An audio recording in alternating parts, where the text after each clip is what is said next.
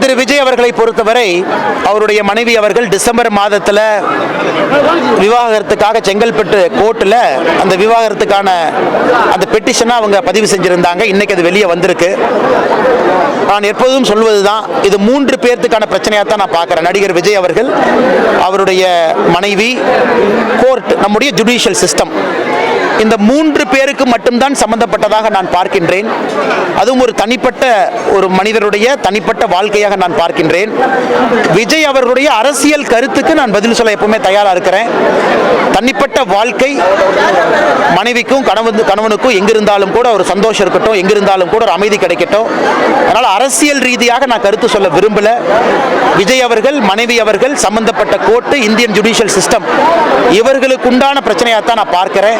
அதனால் இதை நான் அரசியல் படுத்த விரும்பவில்லை. ஒவ்வொரு முறையும் மக்கள் சந்திக்கும் போது அவருக்கு ஒரு பிரச்சனை ஏற்படுத்துகிற மாதிரி பார்க்கலாமா?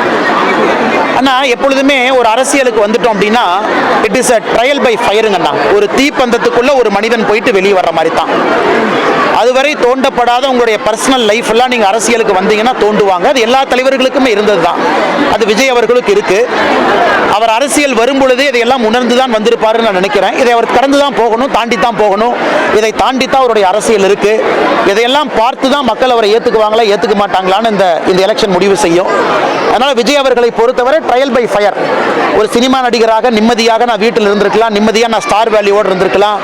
நான் கையை தூக்கி காட்டினா 1 லட்சம் பேர் எனக்கு வந்து ஆரவாரம் செய்யலாம்.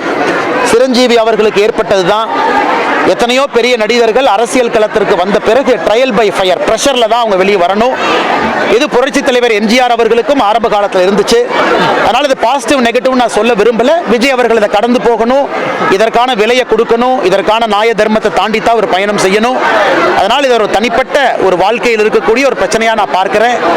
இதில் நான் இந்த நேரத்தில் ஒரு தனிப்பட்ட மனிதனை பற்றி ஒரு விமர்சனத்தை வைத்து அதை அநாகரிகமாகவோ அரசியல் படுத்தவோ நான் விரும்பல. என்னுடைய அரசியல் அப்படிப்பட்ட அரசியல் கிடையாது.